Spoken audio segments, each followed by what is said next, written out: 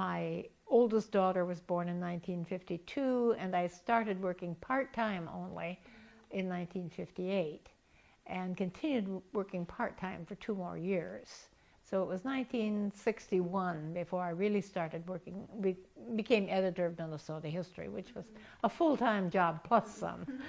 But, and I had to learn all about editing. This was, and I didn't even know what a linotype was. And yet the editors there, because we were so short-handed, and it was not a fully professional press, the editors had to handle a lot of the production work and design and so on. So I learned a lot about editing and even book design just by doing it. Yeah. But it was fascinating. I loved it. I loved my work at the Historical Society. My husband became ill. He had a long period of illness. He succumbed to what today I'm sure would be diagnosed as depression, pathological depression. And eventually, after he had had a stroke and partially recovered from that, he took to alcohol and announced he was going to drink himself to death, which was a very sad period for all of us who loved him. And he died in 1978. He finally achieved his goal of drinking himself to death.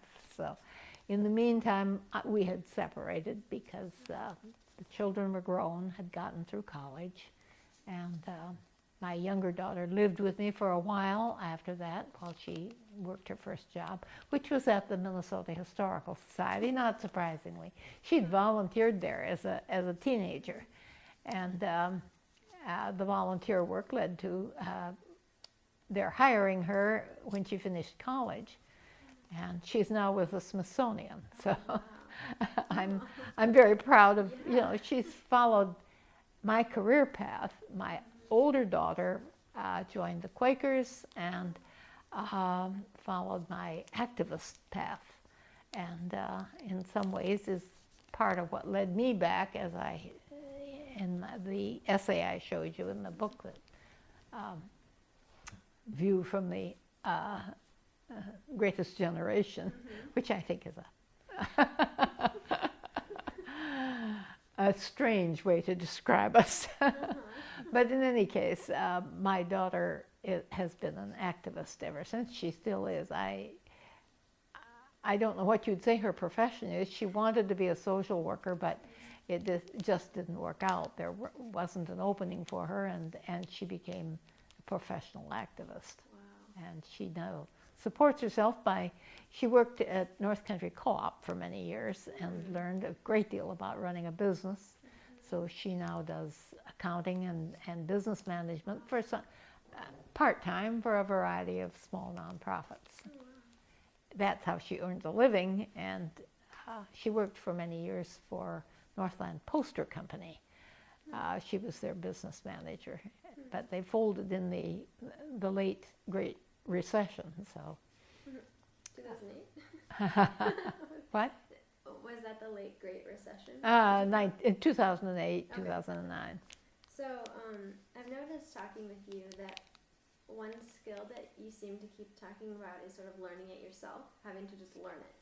Do you have any other skills that you think you've sort of learned throughout your life, or seen your daughters learn, that you think are just really vital for young people to learn, or to really consider, or really think about as they're growing up? Well, I think anything relating to communication is important, vitally important in becoming part of a community and in becoming a leader. I think it's, and that communication can take many forms. I mean, a singer, an artist can communicate.